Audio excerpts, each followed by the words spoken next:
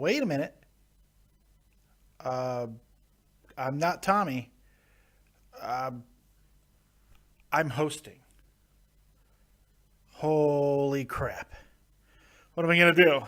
What are you going to do? I don't know, but get ready. Get set, because it's in the crease with Dead on Dave.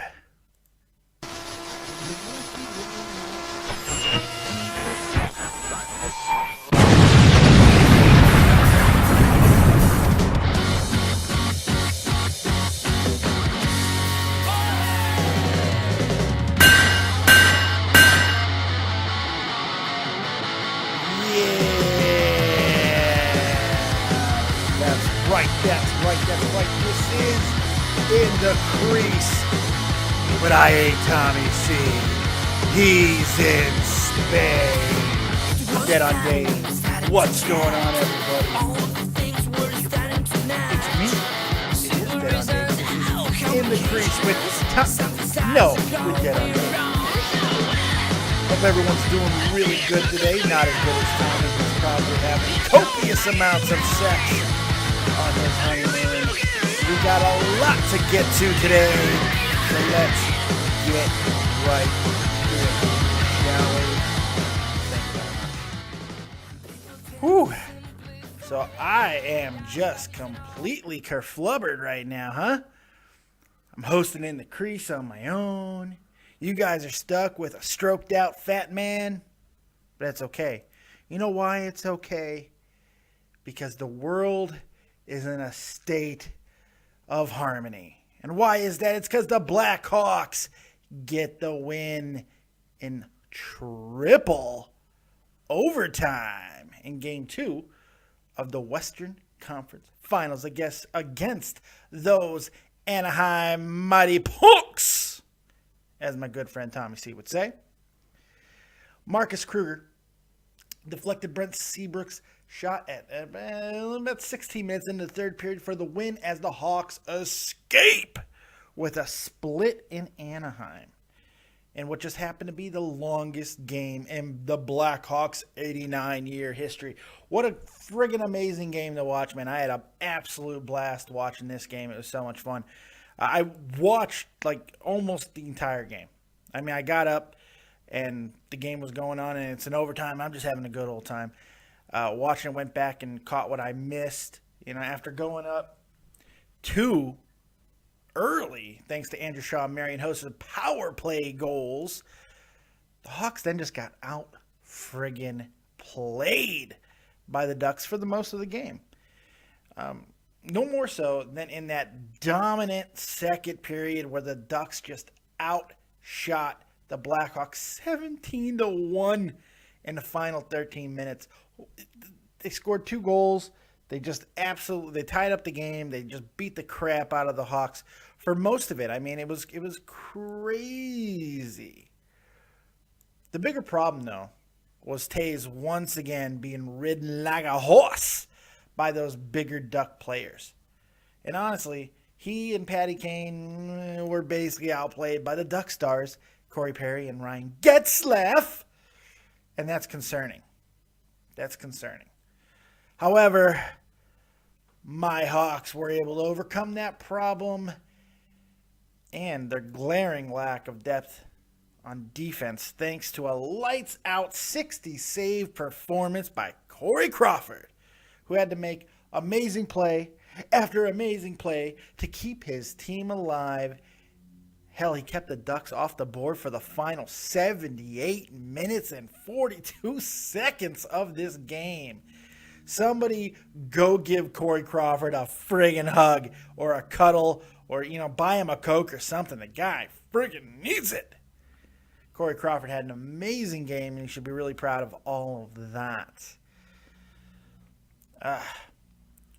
Well, look, another story of this game is Quenneville, who we all expected him to make adjustments, and he did, but perhaps not the ones that we were expecting him to make. He decided to keep his bench. Ooh, I kicked the shit out of my table.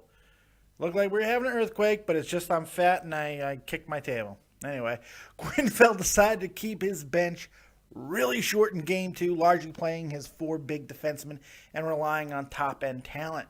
Well, it paid off in this game. You have to ask yourself, did he just burn his friggin' stars out for the rest of this series? Now, let's face it, Johnny Johnny Aduya. I'm a freaking BlackHawks fan too. This is why I stayed away from hockey for as long as I did. The names kill me. Johnny Aduya was on the ice for 46 minutes. Jalmerson played for 47, as did Seabrook. But Duncan Keith was on the ice for almost 50 minutes. And you got to remember, these are the Hawks' top 4 defensemen. They're going to be exhausted for Game 3. You have to figure, which is Thursday night. So you got to figure these guys are going to be burned. Now the question is the juice worth the squeeze? Look, I firmly believe that getting this split was unbelievably important. You could not go back to Chicago down 0-2. You had to at least win one off Anaheim, if for no other reason than to prove that they're mortal. And they did that. The Hawks did that. But at what cost? At what cost? That's the bigger question here. What is the juice worth the squeeze here? I'm not sure. Because you may have just burned your team out for the rest of the series, let alone the finals. We got to get to the finals, but you're going to have to rely, if you're Joel Quenneville, if you're the Hawks, you're going to have to rely on players that you showed absolutely no faith in Game 2. And you got to hope that the makeup of this team is great enough to be able to overcome that. But the makeup and the will of the Hawks is ultimately going to be the story of this game. I mean, it's grown into postseason legend over the past 5 seasons, hasn't it? I mean, what team do you want to play less in the postseason than the friggin' Hawks? I mean, seriously. This team never quits, and they will literally pull out all the stops to try to win a game. It was made no more clearly than by Mr. Shaw's attempted soccer-style header in the second overtime to score a goal and make it look like the Hawks were going to victory. I'm cheering. Everybody's cheering. They're cheering. We're all happy. Unfortunately, this isn't soccer. And you can't headbutt the goal willingly. You can't headbutt the puck into the goal. You can't do it. Illegal. Game continues. Still, you got to love that scrappy mentality that the Hawks have, man. It keeps them in every single game. And it was entertaining. After the first, look, the third period was boring as shit. You could tell both teams were fatiguing. And then in the second, or in overtime, it picked up completely anew. I mean, players were basically have to be helped off the ice at points that looked like they were just barely getting over to the bench, mostly Chicago's players, because they were on the ice for so friggin' long. The long shift changes were just taking their toll on both teams. The Ducks, to their credit, really seemed to spread out the minutes a little bit more evenly. I think that really has to do with the fact that the Ducks have way more depth defensively than the Hawks. So I think the Hawks are going to have to play a different style game in Game 3, really relying on offensive firepower, which, let's face it, up to this point, they haven't been able to do against the Ducks. Taves has not really been able to get much going. Neither has Kane. And that's concerning. It's concerning. It really is. You have to really be worried if you're a Hawks fan. I am. I'm a Hawks fan, and I'm friggin' petrified because you don't know. You don't know if it's going to be enough because these big guys over in friggin' Anaheim are just riding Taves and making it hard for him to do anything. Taves didn't have a bad game by any stretch, but he did not do the things that you expect Taves to do. Why? Well, look at any point in the game, and you could see Taves being pressed up against the boards like a friggin' one of those Garfield fucking things on the back of station wagons, hang in there type shit. That was him. Kane, towards the end of it, he looked completely exhausted.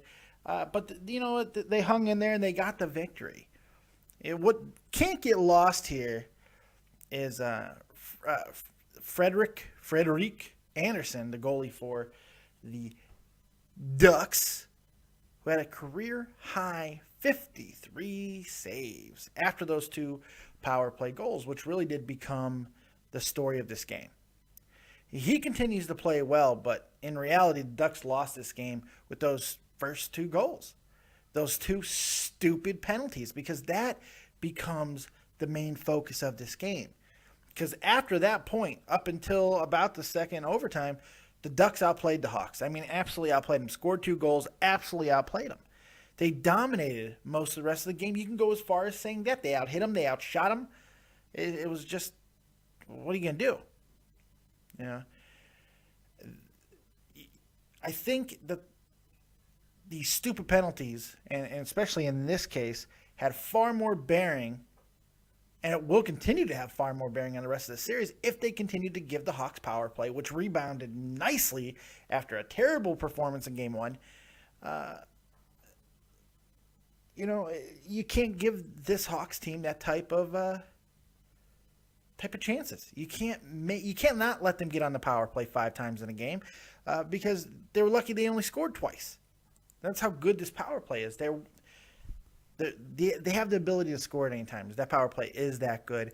They were able to keep them in check in Game 1, not as lucky in Game 2, and that became the story of the game. And it could become the story of the series, especially when, for really a second straight game, the Ducks power play came up empty. They were 0 for 5 in Game 2. They couldn't get anything going on their end of their power play. Both teams took 5 penalties. The story of the game is the Hawks were able to capitalize on 2 of them and score goals and jump out to an early lead, which proved pivotal because the Ducks friggin' really dominated from that point onward. So, look, as good as Anderson played, and he did, 53 saves is a career high, and it's absolutely amazing, and it's great. But what about Corey Crawford? Now, the much maligned goalie that people like to talk about, who doesn't have that much talent, who he's so streaky. Both of which are probably true. I know I just said that in a whiny like a mocking voice, but the reality is it is true. I don't know how good Corey Crawford is. He got a hell of a contract based off the fact that he was able to have stretches of amazing play in the playoffs. And guess what? He did it again last night. I mean, 60 saves. Jesus H. Christ. There are times in the hockey season where a goalie will not make 60 saves over 3 games. That's rare, but it does happen. I mean, it just goes to show this is that type of special game. And I think that most people were watching it outside of being delirious and exhausted. You really knew you were watching something special. I think this was probably the best game of the playoffs that I've seen so far. I enjoyed the shit out of it. It was exciting. It was everything you want to see out of a NHL playoff game. Because, man, you just had 2 teams that would not fucking quit, man. Exhausted, frustrated, because, I mean, there were so many chances on both sides, especially in that second overtime period. Holy crap. So many chances by both teams just getting stoned. Absolutely stonewalled by these goalies. It was frustrating. It was exhausting. But it is what makes the NHL playoffs so freaking special. I mean, really does. So I'm elated by the fact that the Hawks got the win. I think it's a defining victory for this Hawks team that further cements their legacy as a playoff juggernaut that just doesn't quit. They didn't have to. You don't always have to be a dominant team to be a juggernaut. I think that's a misconception. You have to win consistently in different ways and continue to show that you will find ways to win. And ultimately, your win-loss record in the playoffs makes you a juggernaut. And the Hawks have a pretty damn good win-loss record over the last 5 years in the playoffs, don't they? This is a scary team. And the Ducks, and switching gears to them a little bit, they showed a lot of heart and resiliency because this game could have got away from them early. They didn't allow it. They didn't allow those 2 early mistakes, which, let's face it, were really, really bad and egregious. They didn't let that dictate the rest of the game. They really didn't, and it was impressive to watch, to be honest. I mean, the fact that they were able to keep in there, stay alive, and tie the game up and then push this game into a triple overtime shows a lot about the makeup of that team and exactly what they have up here and, of course, between the legs. Because sometimes that's all you need. You need a pair of testicles and you need a smart thinking man behind the bench, and that'll be enough to get you through some early rounds of the playoffs. But you're going to need more going forward. You're going to need that talent throughout the entire roster that, honestly, we weren't really sure that the Ducks had. We know that they were a good team, but now we're really starting to see that they have depth throughout the entire team, and they have the frontline stars headlined by Perry and Getzlaf that can match up with anybody, including the Hawk stars, which, honestly, I'm going to be completely honest here and say I really thought that the Hawks had the advantage there when it came to flat-out offensive scoring prowess and star power. That has not been the case through Game 1 and Game 2. Now, that can change on a dime, especially going to Chicago now. The series takes a drastic turn. It can go one of two ways. Anaheim, they can fall to pieces, knowing they just played a triple overtime game where they could not get the job done in a game that they dominated, or they could say, we played this team unbelievably well in both games, and we could play with them. And now we need to step up and make our statement, and we need to take at least one game in Chicago. So that's really what we're going to be looking at from the Ducks from this point on, and to see what they're going to do and if they're capable of matching with the Hawks over a 7-game series. I have a feeling that this might be over quicker than people were thinking. I had this game going, being in 5. I think this is a huge win for the Hawks, and as long as they're not burnt out physically, which is a concern, but as long as they're not, I think that their confidence has to be high going back to Chicago, and they're going to look to put their skate on the Ducks' throat in Game 3, and then not let up in Game 4, and then close it out. I think there's a very good. Would anybody be surprised if the Hawks were able to do that? I don't know. So there's your Chicago Blackhawks opening. Yeah, I'm running the show. I'll do what I want. I'll talk about the Hawks for as long as I want, but that will close that out, and we're going to get to some other news in the hockey world. The Oilers, the Edmonton Oilers, have named Todd McLellan new head coach. Now, this is not a surprising move in the least. I think everybody really saw it coming. McLellan seemed to be their guy, for a long time now. And for his part, he's coming in saying the right things. Like, he at his press conference, he's like, we're not going to talk about playoffs here. We're going to talk about foundation. I don't know why he sounds like Barack Obama, but he does. We're going to talk about creating an identity and building toward it. The playoff part of it exists after you accomplish those regular season things. And we've got work to do there. Yes, you do. Understatement of the fucking year, Todd McLellan. To be honest, though, everything he said is pretty correct philosophy to have here. But if you're an Oilers fan, is that what you want to hear? The grind? You want to hear about the grind from a team that has missed the playoffs for the past 9 seasons? You want to hear about the grind? No! You don't want to hear about the grind. You want to hear about how you're going to overhaul this team and you're going to inject new energy and bring in McJesus and to couple with your front line of stars that you already have there, all on offense, mind you, but still. That's what you want to hear. You want to talk about how changing the culture of this team is the most important thing on your agenda. Babcock would have. He probably would have came in there with fire and passion, but that's another story altogether. Look, the reality is McLellan is a great coach. Great coach. I think he's the right hire. And all things created equal. I think he is the correct hire here. He's 311 and 163 and 66 in the regular season. His playoff record leaves something to be desired, 30 and 32, but that's 62 combined playoff games. That's impressive. even more impressive is the fact that he just coached Team Canada, it's Canada, you jackass Dave, to a gold medal at the World Championships. That's impressive.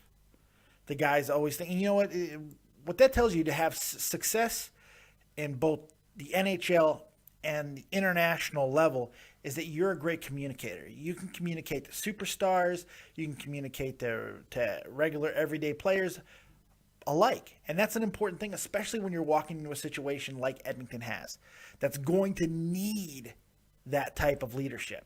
So we'll see if it's going to work. But here's the other side of that coin. Doesn't this hire just kind of feel like the same old for this organization?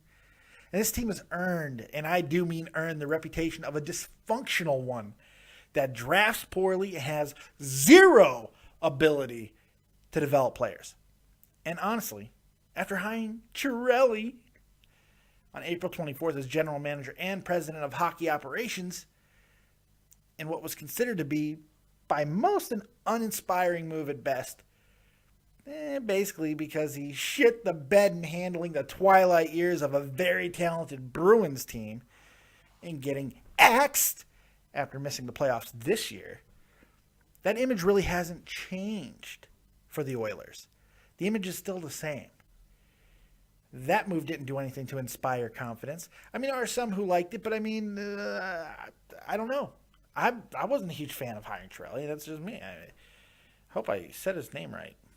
Did I read it? Chiarelli. Yep. I hate hockey names. I hate them all. Hate them all. Give me Joneses and Jeffries and stuff like that. I'll take that. That's why I watch baseball. It's so much easier. Even Dominican names are easy to say, mostly, because you get a lot of Perez's. I can deal with that. Yeah, sorry.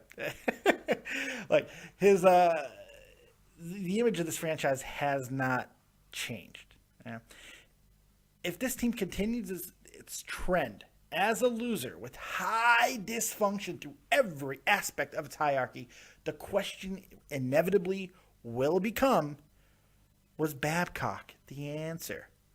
Who, let's face it, would have been the way more flashy hire. Has to be noted, however, that Edmonton never even asked permission to talk to him. So was this a decisive move by a team that got their guy, or a short-sighted move by an inept franchise? In the end, we're going to look at it one of two ways. Either the Oilers are still the Oilers, and even when they get it right, they still get it wrong. Or Chiarelli was burnt out in Boston, has brand new vigor in Edmonton, identified the coach he wanted that can communicate well, that can develop young players well, and can lead this organization to prominence once again. Well, let's hope so. He better hope so. Or this will all go down as just another chapter in the same old Oilers playbook. I, for one, actually hope this franchise turns it around. They don't deserve to turn it around, because has there been any worse mismanagement of an NHL franchise in the past decade? I mean, really. The only other team in sports that I can even think of that has such bad management top to bottom is probably Cleveland Browns, who gets nothing right, just like Edmonton. They get nothing right. I think they did in this case. We'll see what happens long term. What's going to happen with McJesus? I got more to say on that in a little bit, but it's going to be interesting. I think they got the right guy. Babcock didn't really show a lot of interest in going to Edmonton for obvious reasons. And honestly, I don't know if that was going to be the guy to turn things around down there. However, for a fan base that desperately wants a winner, and make no mistake, those fans down there want to win. I think Babcock would have been the flashier hire. But long term, I think Chiarelli got this one right. You can put it, you can write it down, you can mark it on the books. You can always say, go back to the tape, fat man. You said it was right and it was wrong. But I got a feeling in a few years, McClellan's going to have this thing figured out, and that team is going to be a quick rising one. Are they a year away? No, they might be 2 or 3 away though. I think this team has a chance to turn some heads in a few seasons, depending, of course, on the development of Connor McDavid and also the type of leader that he's going to be. It's going to be interesting to see. I'm excited to see how it goes. A little bit of sad news, switching gears here. Senators owner, I'm trying to speak more Canadian here, Eugene Melnyk, stable after liver transplant. Melnyk was recovering Tuesday night after undergoing a liver transplant with an organ provided by an anonymous donor. Melnyk, who's 55 years old, and the donor were in good condition after the surgery, the transplant that lasted 8 hours. The cool part of this story is 500 people offered to donate part of their body, part of their liver to Melnyk. And a dozen plus candidates have been selected to go through the donor screening process after his family convinced him to go public with news of his illness. We, of course, here wish him nothing but the absolute best. We like the Senators, and we're glad that the Christ Warriors will have their guy, their owner, still alive and kicking. So, good job by the fan base. I'm assuming most of the 500 people who offered to donate part of their liver were fans, Ottawa fans. I mean, just to say that technically you're part owner of Ottawa is kind of cool because, hey, he's got my body part, so I own the team. No, it doesn't work like that, I don't think. I don't think it works like that, but if it did, it'd be cool.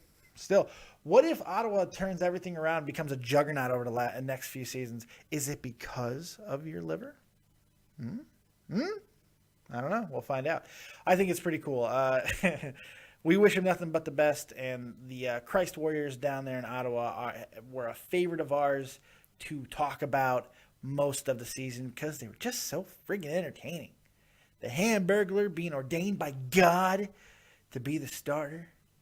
Cameron making bold friggin' threats to the NHL, unchecked threats that if people didn't get their comeuppance, that they were going to go target stars from the other team. All of these things were quite interesting. So, Ottawa was a lot of fun to cover, and we're very glad to hear that their owner, Mr. Melnyk, is okay and found a liver for transplant. So, it makes me wonder, though. This is just a random, weird, dead-on Dave thought. The liver is basically the safest organ to transplant because it grows back. It regenerates. But yet, people die on those friggin' liver transplant waiting lists, man. They die waiting. And it's just kind of weird. Look, the reality is billionaires, let's face it, that Melnyk probably is, being an owner of an NHL franchise, on a day-to-day basis, probably doesn't give a shit too much about their fans. They're millionaires. They're doing their millionaire style. They're running the team the way they want to.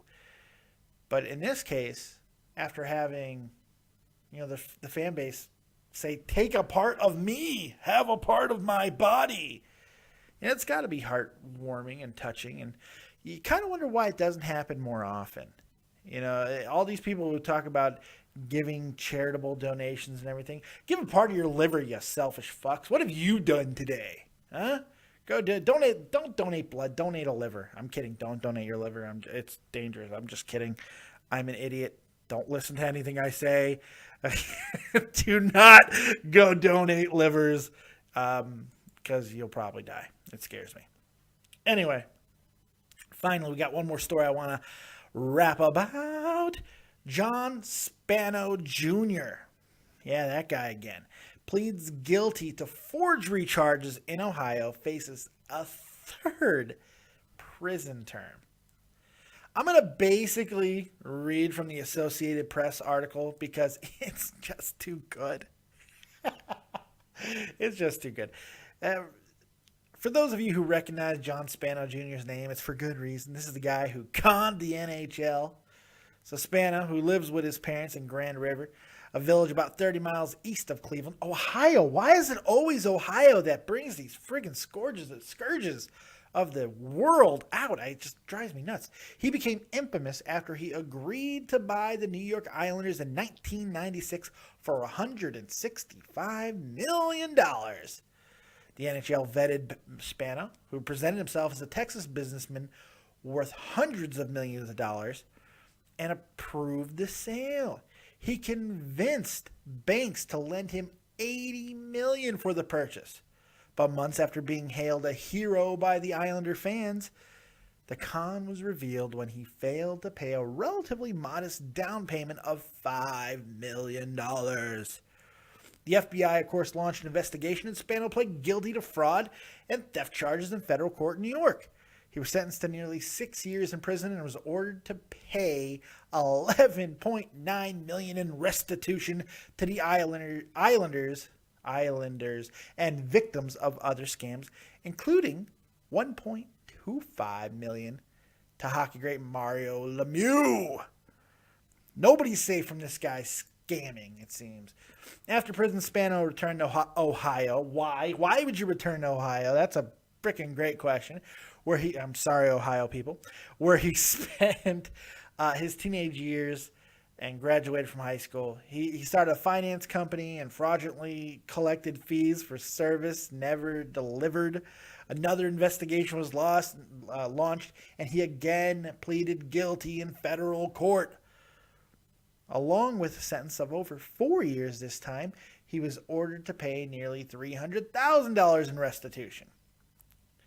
So, back in Ohio, after that second prison stint, Spano was hired as a driver for a company that provides laundry service to medical facilities, police said. He was promoted to salesman. That was a great idea. Smart. You know what? Fuck these guys. Fuck this laundry service. They're stupid. Why would you promote this guy to salesman? Yeah. At that point, he began creating fake accounts for which he was paid commissions. Police said he ran the operation from an office he set up inside a self-storage unit. You can't make this up. It's too good. Oh, God, it's so good. It really is great. I absolutely love it. I love it. I don't know what else to say. I really don't. I think it's absolutely fantastic. These scumbags look, you're a scumbag, you're a scumbag. You're gonna get, if you're a con man, you're a con man. A con man's gonna con. And that's what he did. And he's back in jail at the very least. So at least, one less con man out on the streets. I bet his prison life is great. Jeez, man. Hey, what the hell's the matter with you? What the hell? But I do think it's great that he pulled the wool over the NHL's eyes, man. Got him.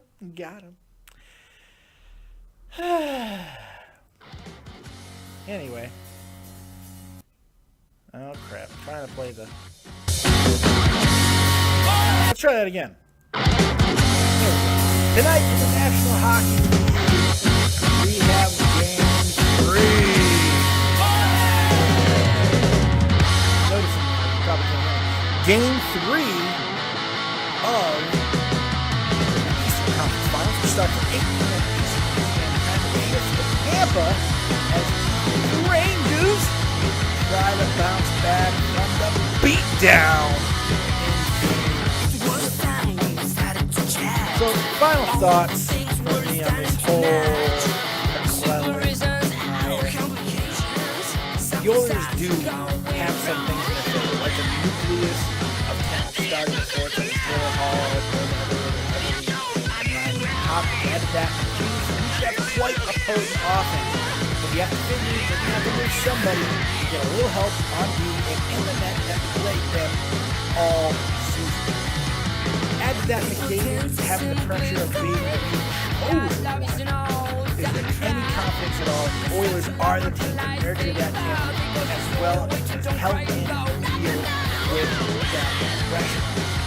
We're starting from scratch. McClellan says again, he's saying the right thing.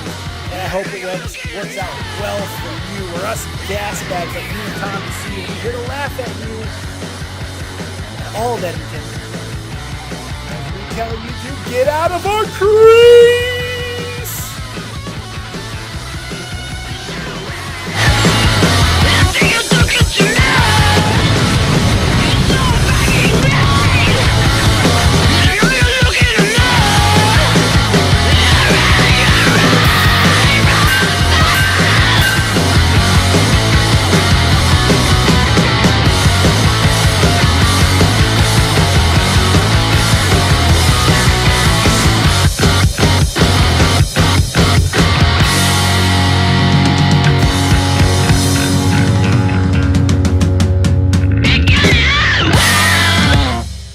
I would like you to be my con man, John Spano Jr.